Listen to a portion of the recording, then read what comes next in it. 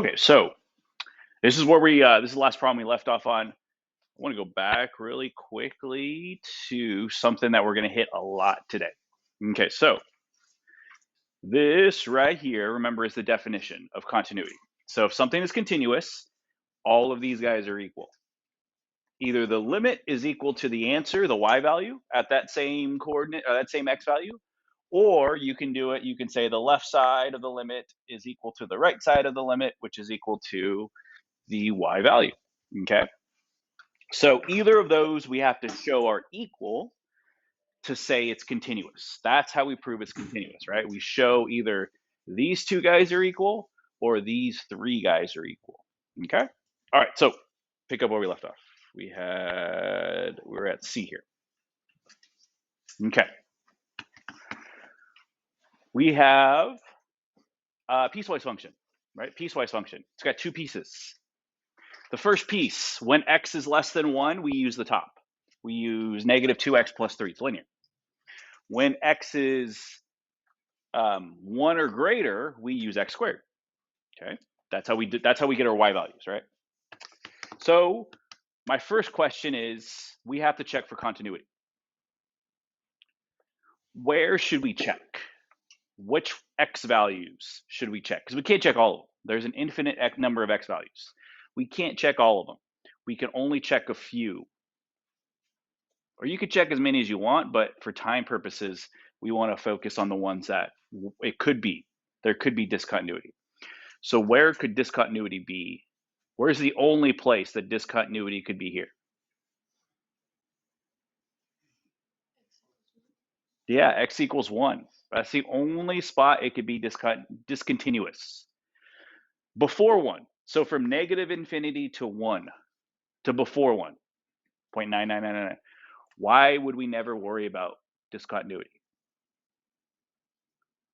So from negative infinity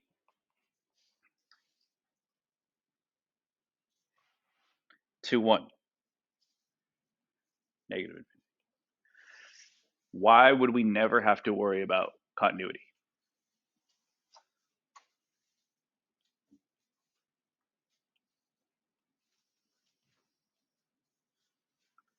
Why don't we have to check any of the values from negative infinity up to 1? Why don't we have to worry about those?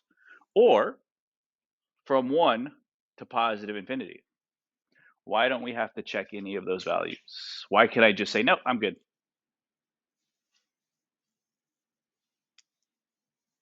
Because they will ask you that on a question. Why? Shrishti?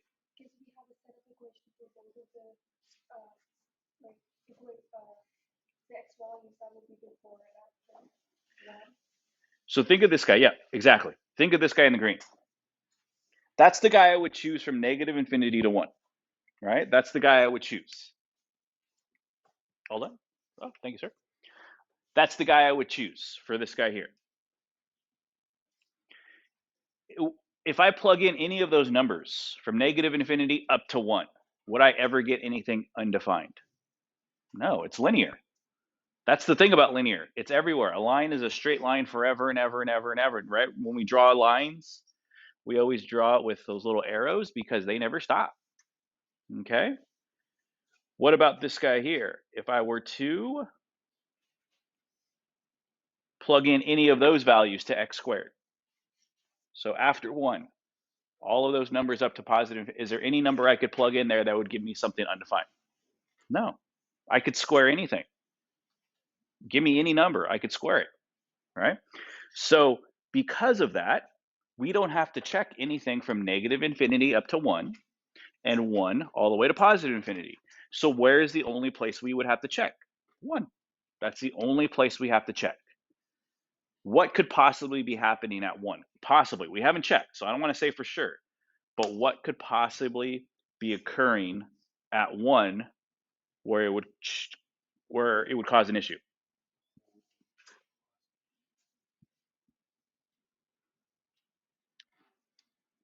Which one of these is it not going to be?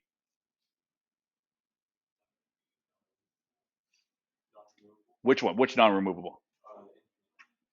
Yeah, it's not going to be for the reasons we just talked about. It's not going to be in a vertical asymptote. Not going to happen. Won't happen on this one. Okay? It could be a hole, or could it be a hole?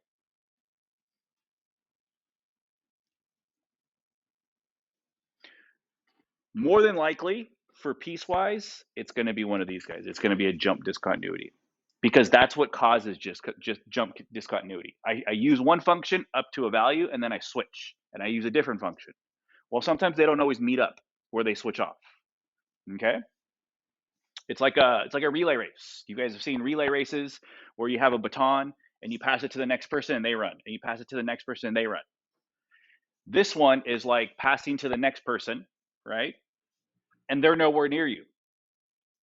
This person's trying to pass it off to this person here, but they're nowhere near each other, so they can't pass it off, right?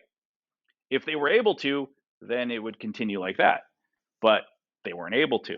Okay, so that's kind of what I think about when I think about jump discontinuity. Okay, all right, so we're going to check out one. That's the only place that there could be discontinuity. Okay, oops, wrong question, right there. Okay, so we're going to choose. We're going to say the limit as x approaches 1 for h of x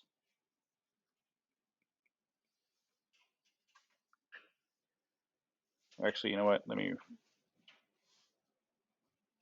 let's see here. Let me put this one afterwards.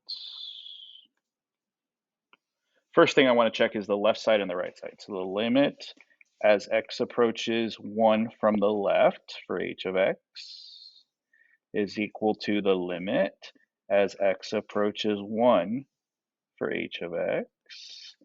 And then we want to make sure that that equals the answer at 1. If all of those are equal, then we're good. It's continuous. If one of them's not equal, then we say it's discontinuity. And then we can investigate to see if we need to see which type we could. All right. Where's H? Oh, yep, sorry. I put F, it's supposed to be H. Yep, you are right. Yeah, F would be wrong, because there is no F. Okay. Okay, so first guy.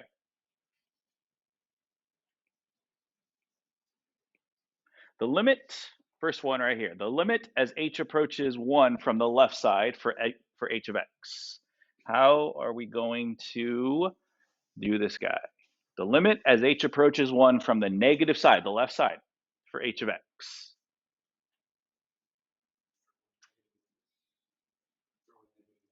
Even easier than that.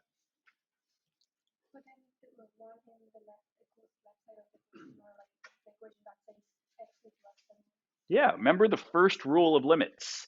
Plug and chug if you can. Well, didn't we just say that these guys wouldn't be undefined anywhere? We said they were not going to be undefined anywhere, right? So that means if we plug them in, we'll get an answer. That's the first one. The only time we worry about like plugging in numbers close to it is if we can't get a number when we plug and chug, right? Plug it in, see which one works. Well, it's coming from the left side. So just like Shrishti said, that's the top one, because the left side is less than 1, right? So I'm going to plug in 1 to the green equation, to the green function, okay? So when I plug in 1, oops, not negative 1, 1,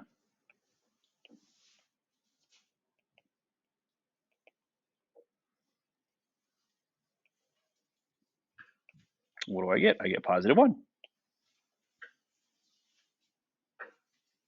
I got a value, I'm good. Stop right there. Let's go to the next one. The next one is the limit as x approaches 1 from the right side of h of x. Plug it into the other one, because the other one is coming from the positive side. So the other one is x squared. So we're going to plug in 1 squared, which is still 1 for that one.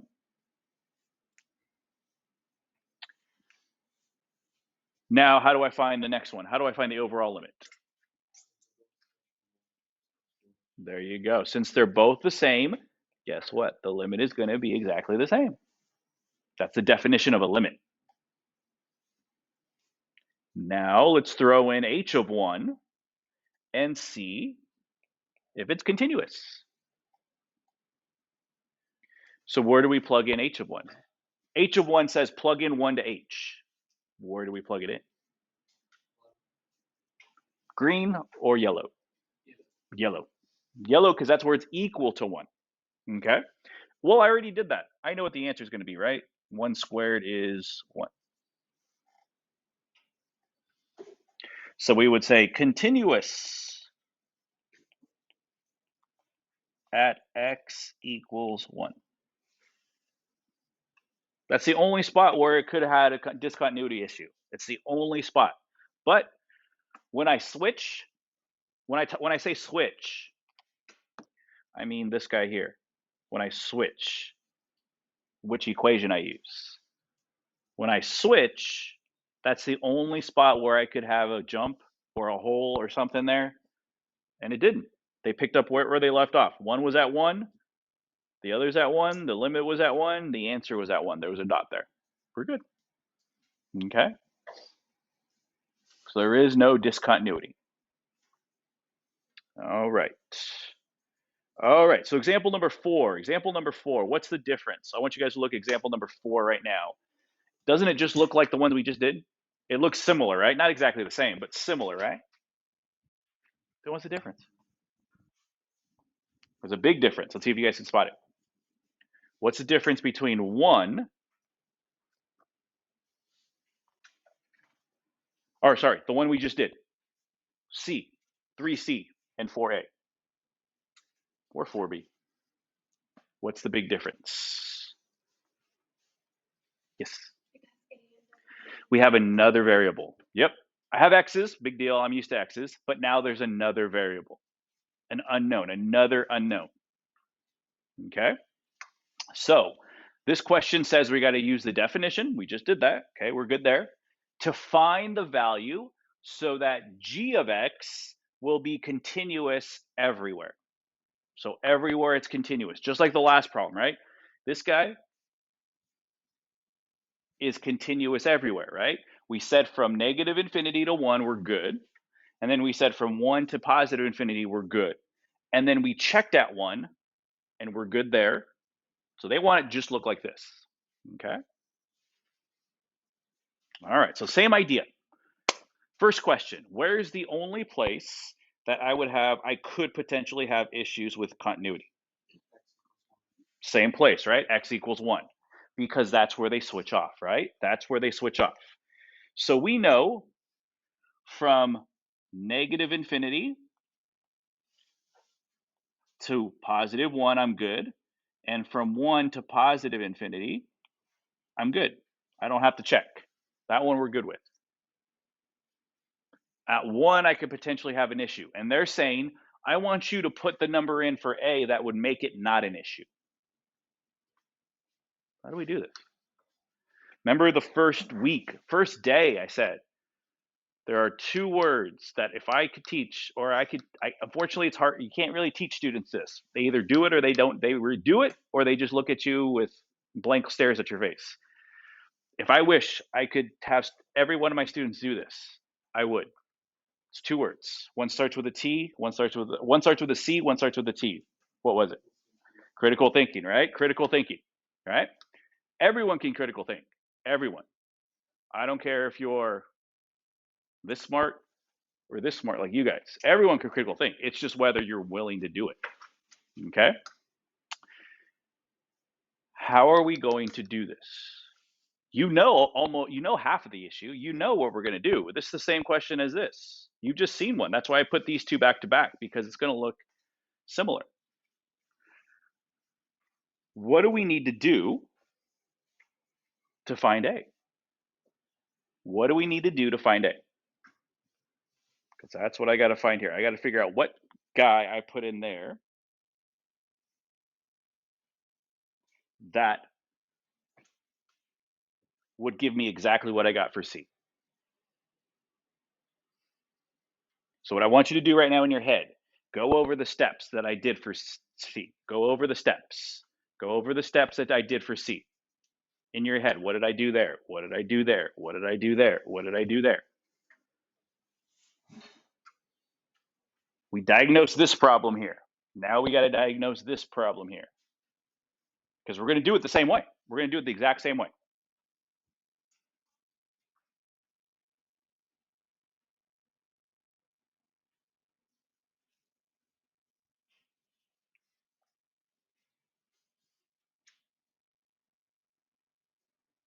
So look at what we did there. And we're going to do with this problem exactly the same way. Okay, so here we go. The limit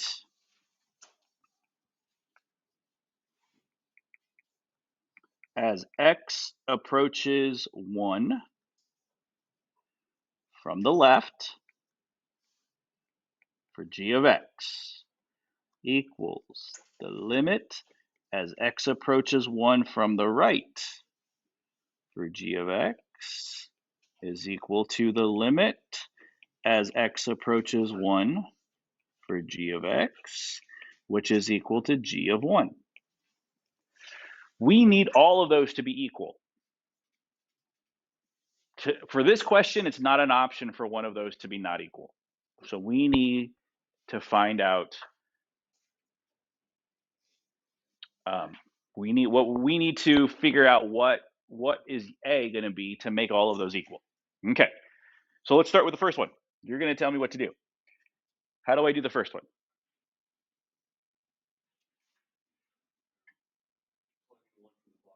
Plug in 1 for the bottom. Okay, so plug in 1 for the bottom. What do you get?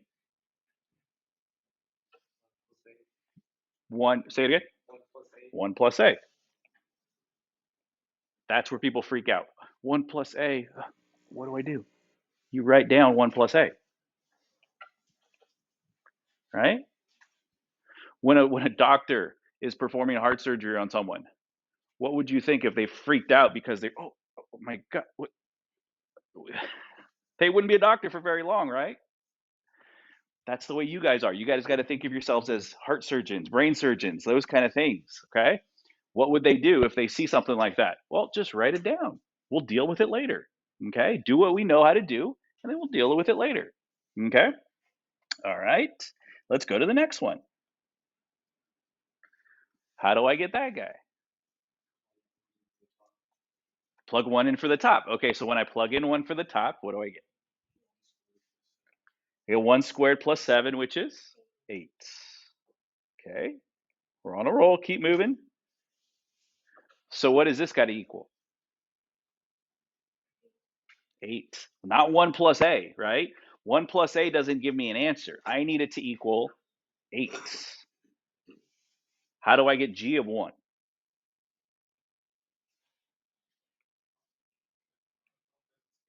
Plug it into the top one, which we already did, and it's going to be 8. Now, I bet you guys can solve for A without any trouble at all. What's A going to be?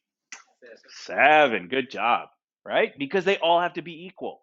If they all have to be equal, you're good. See? So that's what I said. Don't freak out when you see this. Because sometimes when you're focused on the little picture, yeah, it could look weird. But then when you kind of look at the big picture, you're like, a lot of you are like, oh, that's a 7. Okay? That's what I mean. And that's what doctors do. They see stuff that every day they go and they see stuff that they're not used to seeing. That everyone's built differently. Everyone's body's different. So sometimes they just be like, that's weird. Okay, let's keep moving and maybe it'll make sense in the bigger picture. That's what I want you guys to do. That's part of critical thinking. That's part of critical thinking. Because I'll tell you what, 90% of the people out there, they run into an issue like that, they hit a wall, they stop. Move on. I'm done. I can't do it. You guys are different. You guys got to break through that by saying, let's deal with it later. Let's deal with it later. Okay? That's what I want you guys to do. That's the kind of mindset I want you guys to have. Because I can teach you calculus, but I can't teach you that. And to do well in calculus, you got to have that mindset. Okay? Okay, so let's look at this one. Same thing. We got an A. We have to figure out what is A going to be so that it will be continuous everywhere. I don't like how they use the same one every value every time. Where's the only place that continuity is going to be an issue here? 1, yeah. I don't like how they kept using 1, but because it's not always going to be 1. That's just a coincidence that they always have 1 there. It's the same thing, same steps, but 1 will be the one. 1 is the one we're working with today. Okay, so again, 1 is the guy we're going to work with. Okay, so let's do this. So let's set it up. The limit as x approaches 1 from the left for h of x is equal to the limit as x approaches 1 from the right for h of x is equal to the limit overall for h, or for 1 at h, which is equal to h of 1.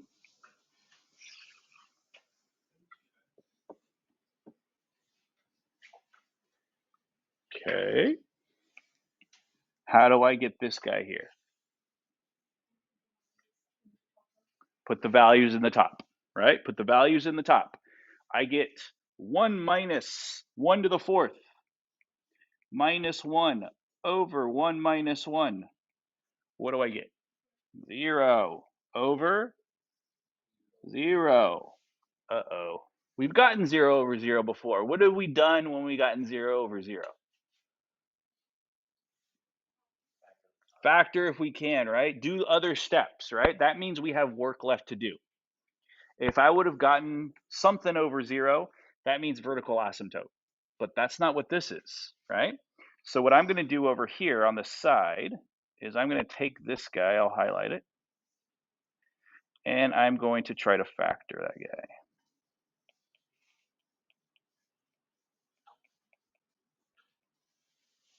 Okay.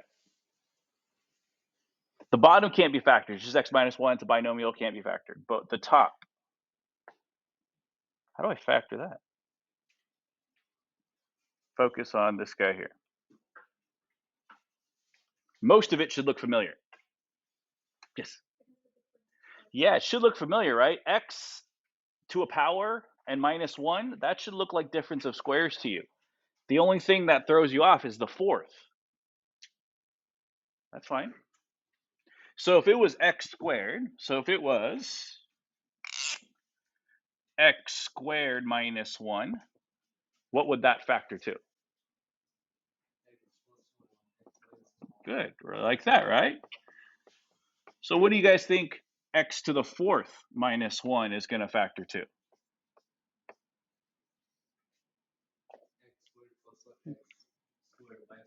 Exactly. Instead of x's, they're going to be x squared. It's still going to be a plus 1, and it's still going to be a minus 1. Okay, so let's put that down.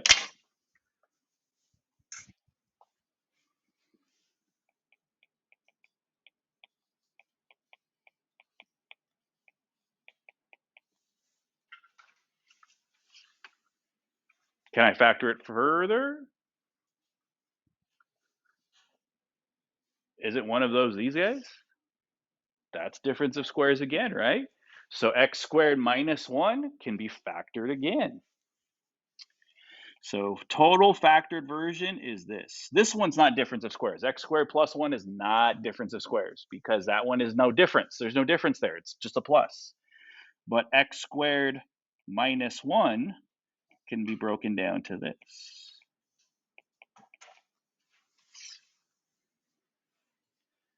When I do that, what happens? X minus 1 cancels out. So what does that tell me about this function? There's a hole at x equals 1. Okay, there's a hole at x equals 1. Does that mean there's discontinuity? I don't know yet.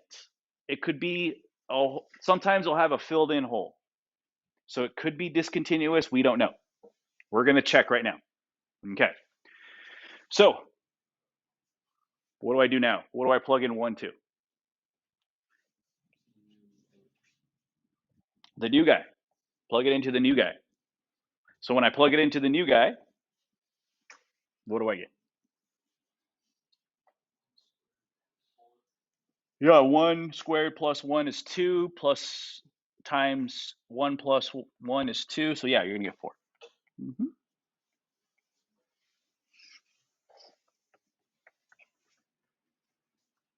Where do I plug in for the next one? So what do I plug in here? Not the bottom one, because that's not at 1. It's to the right of 1. I heard it somewhere over. What do I plug in for 1 from the right side? Same one I did before, right? Same one I did before, because this one says not equals. So from the left, from the right, anywhere but 1, I'm going to use that guy. So I'm going to get 4 again, right?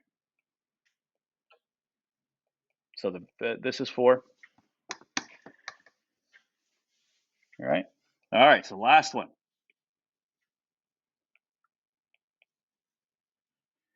H of 1. How do I get H of 1? What is H of 1? A. Yeah. Because the only time X is equal to 1, I got to use this guy here. Well, I can't plug in 1. I plug in 1 for X. I don't plug in 1 for A. So it's just going to be A. So what is A going to be? You guys are done. Okay.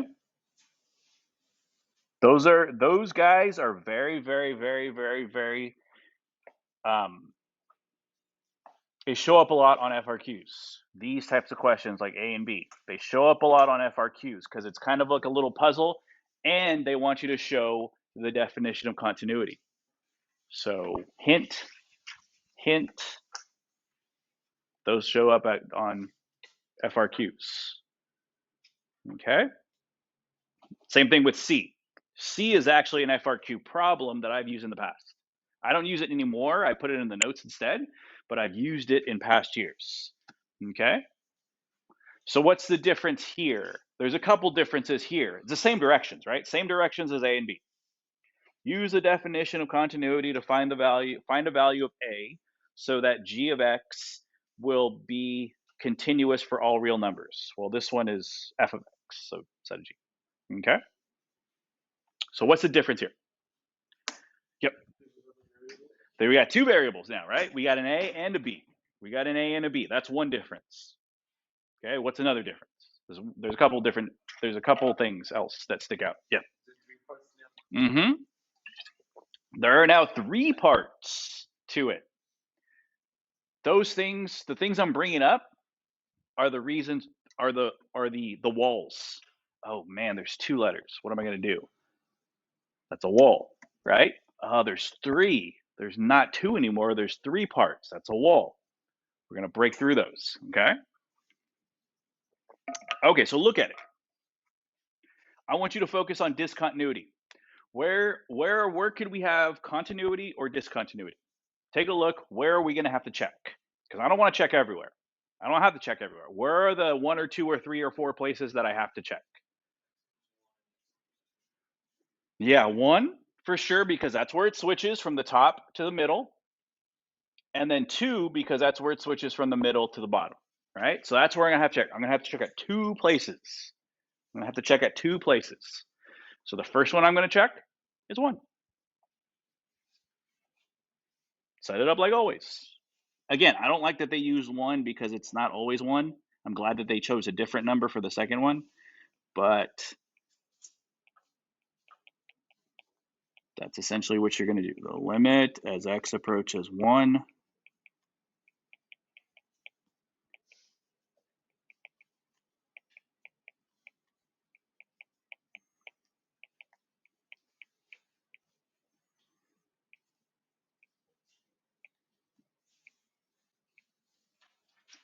Okay. Where do I plug in the first one? How do I get the limit as x approaches 1 from the left? Which one do I plug that into? Let me highlight them so we can see. Top one I'll do blue, middle one I'll do green, bottom one I'll do yellow. So which one am I going to plug in to get x from the left side? Which color? Blue. Yep, blue, because it's less than 1, so that's the top one, right? So when I plug in 1, what do I get? 2. Good. Okay. Now From the right side, which one am I going to plug in? Green. Where do I plug in? I know I got to plug in 1. Where do I plug in? For X, right? I got to plug in for X. So when I plug in for X, what do I get? Not AX plus, just A plus B. Because I plug in 1, right? You plug in 1 for X, and you get A plus B. That's a wall. We'll deal with it later. Okay? We're not used to seeing just an A plus a B. We're used to seeing just an A, right? We'll deal with it later. Okay? Next one. Where do I plug in 1? The answer 1 for. Where do I plug in that? I plug it into green again. I'm going to get the same answer, right? A plus B.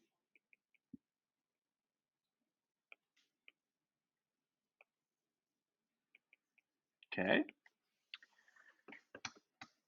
F of 1. Where do I plug that into? Green again, right? A plus B. I got a lot of A plus B's. Well, we know that A plus B is equal to A plus B because if I add 2 numbers, they're always going to be the same, as long as A and B are the same. Or sorry, not the same. If I add A and B and I add A and B and I add, it's always going to be the same number, right? And what is that number going to equal? 2. 2. So let's write that to the side. Let me write that down over here. A plus B is going to equal 2. I know that for a fact.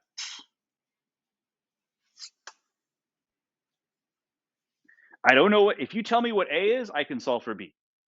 If you tell me what B is, I can solve for A. But I can't solve for both of them if I don't know. Okay, so we'll skip that for later. What was the other one we had to? The other discontinuity we had. We said 1 was one of them. What was the other one? So let's do the same thing for 2. The limit as x approaches 2 from the left. The limit as x approaches 2 from the right.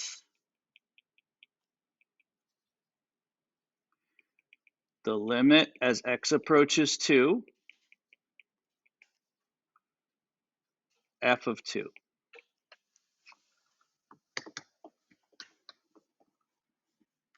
Okay, same thing. How do I get these answers?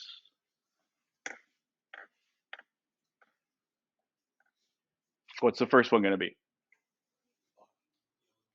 So I'm going to plug it into the bottom, or sorry, not the bottom, the green. Yeah, I'm going to plug it into the green because it's coming from the left of 2. That's less than 2, so the green. So when I plug in 2, what do I get? 2, yeah. 2A plus B. 2A plus B.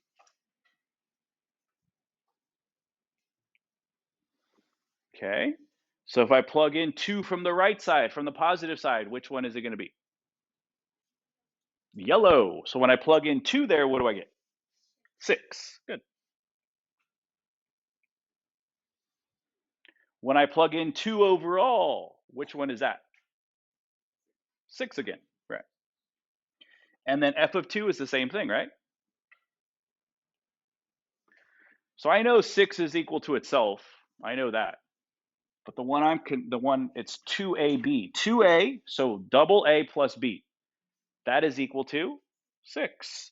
That's the one I'm going to write over here.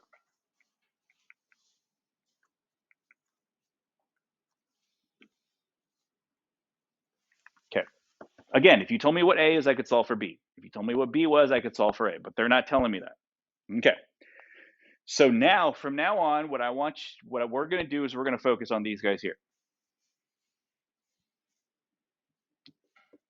Does this look familiar at all to anybody? I forgot to put this on the summer assignment, but it's a math 1 thing, or an 8th grade. Usually do you 8th grade, 7th grade, math 1.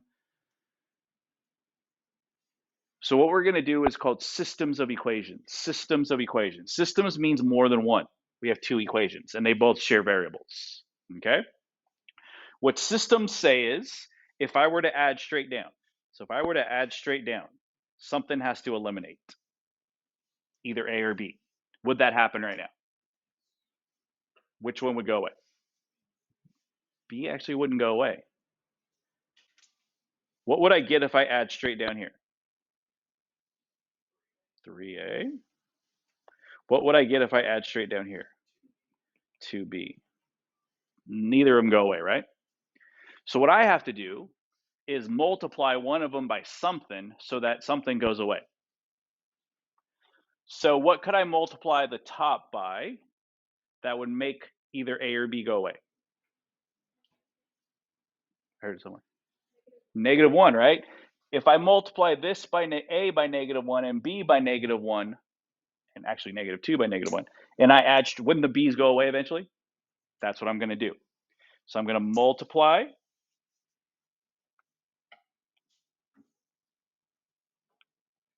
this guy right here by -1. So I have to multiply everything by -1. So when I do that, it becomes -a minus b equals -2. The second one, I don't need to change. I'm just going to leave it the same.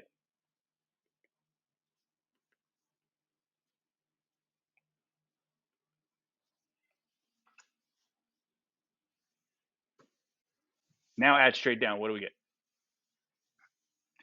A, b's go away, equals what? 4. Boom, we just solved for A. A is 4. What do I get for B? How do I solve for B? Or what is B going to be?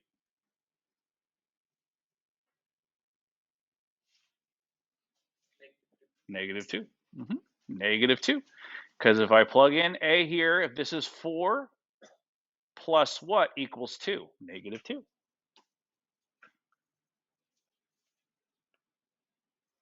That's what A and B have to be for this to be continuous. A has to be 4, B has to be -2. So that means the green one has to be 4x minus 2. 4x minus 2. Okay? Yeah, go ahead. Okay? All right, last thing. This is the very last thing for the chapter. Very last thing for the chapter. And then we're done with the chapter after today. We'll finish it today.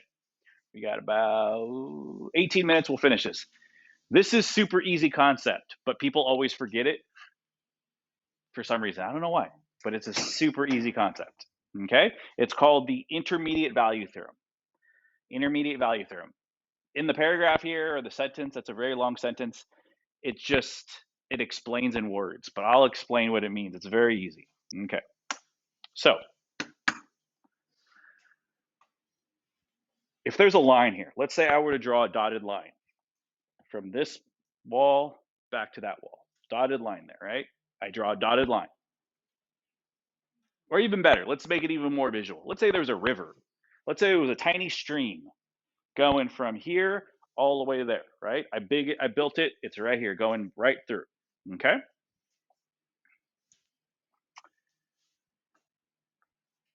Let's say one at the start, I'm over here. You come back an hour.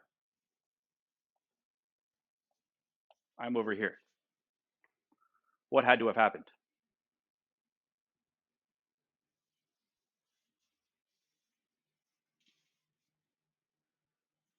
Let me start again.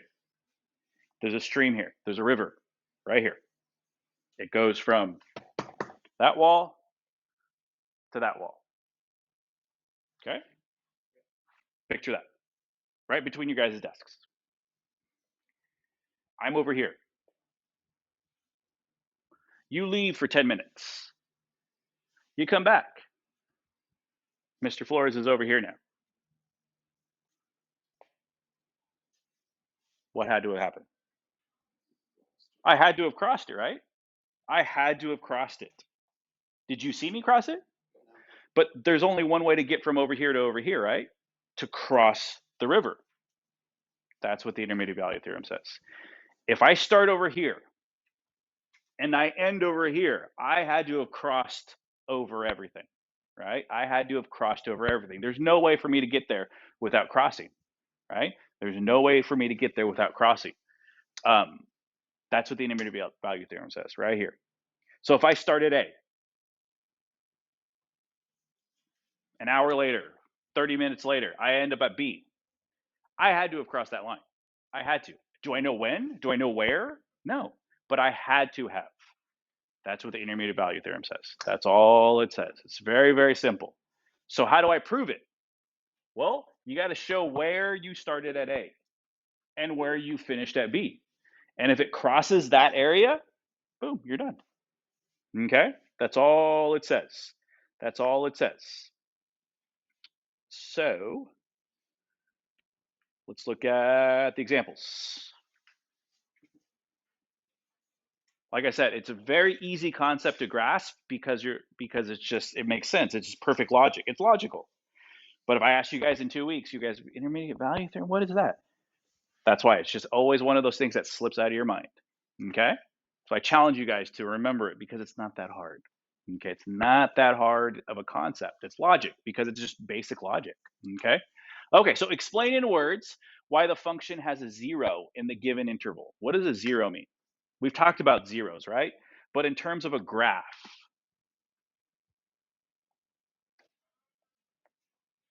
what does a 0 mean? What do I mean when I say 0 on a graph? Starting point, where is it specifically? Like the x-axis, the x-axis. So the 0 for this guy, for example, would be right there.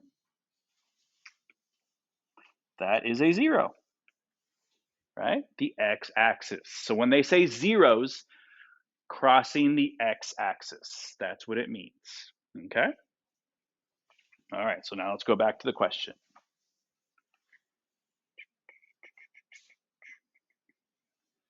Okay. So we know that this means cross x-axis. So how do I show? So the river is the x-axis now. How do I show that it crosses over the river? Well, exactly like how you did before. Mr. Flores was right here before. 10 minutes later, he was right here. His location was right here. He had to have crossed the river. Location. So I got to check location. So at 0, where is the location? Tell me where the location is at 0. So how do I find out location of 0? Yeah, put 0 in. That's how we get locations on graph, right? Locations on graph are x and y. Well, if the x is 0, what's the y going to be? Not 1, -2. -2. Because if you plug in for x, it cancels out, you get -2. Okay? That's the before. Where's the after? So if I plug in 1, I get 1 cubed plus 3 cubed, or sorry, 3 times 1 minus 2. What do I get? 3.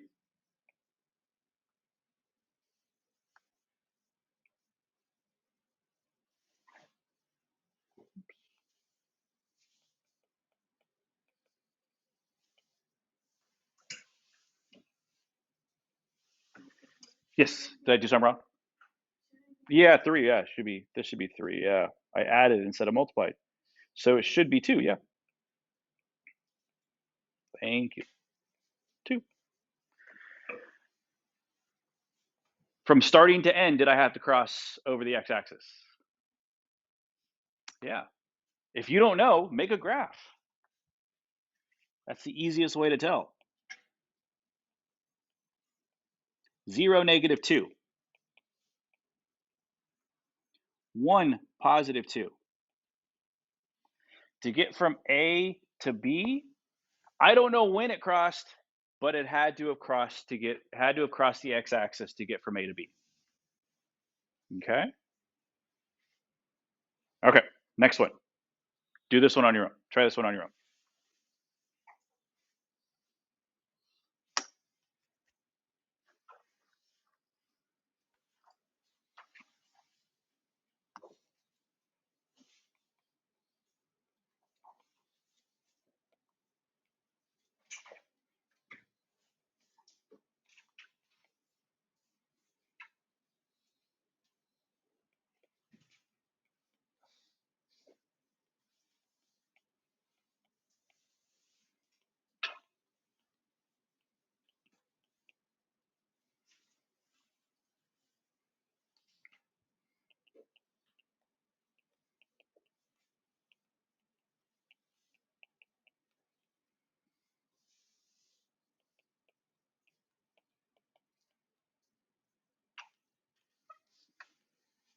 0.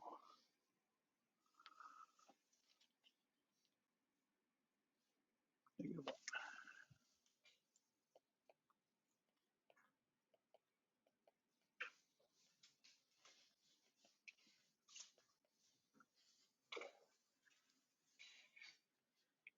Okay.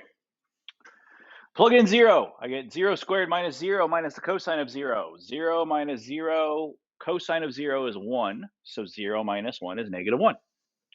So we know we have a dot at 0, -1. 0, -1. That's where I start. That's where I'm starting the interval at. The next one, I plug in pi. So pi squared minus pi minus cosine of pi. Pi squared minus pi, and then the cosine of pi is -1. So it's +1. So we get this as an answer. We can't use a calculator. Calculators are not allowed in this chapter. What's the only thing we care about, though? Do I care what that equals? What's the only thing I care about? To prove the intermediate value theorem. That it's positive. There you go. I'm at 0, 1, right? I'm at 0, -1. That's where I'm at right now. All I have to prove is that I'm a positive y value. So would this give me a positive answer? Yeah. Pi squared, so you're squaring pi, becomes bigger, right? And then you take away a pi. Okay, you're still positive, and then you add 1. You're still positive, right? So I don't know exactly where it is because I can't use a calculator, but I know it's going to be up here somewhere. I know it's going to be up here somewhere, so I know I crossed. Okay, that I know for a fact that I crossed. Okay, let's see. So the last thing here. Okay, so you know what? We have about 6 minutes. I don't want to rush this because it might take a little longer than 6 minutes. And tomorrow, what we're going to do is I'll have an assignment for you guys. So right after we're done with this question, you guys can start on that assignment. It'll give you the rest of the time to start. Okay? So we'll stop right there for today, and we'll finish this one tomorrow.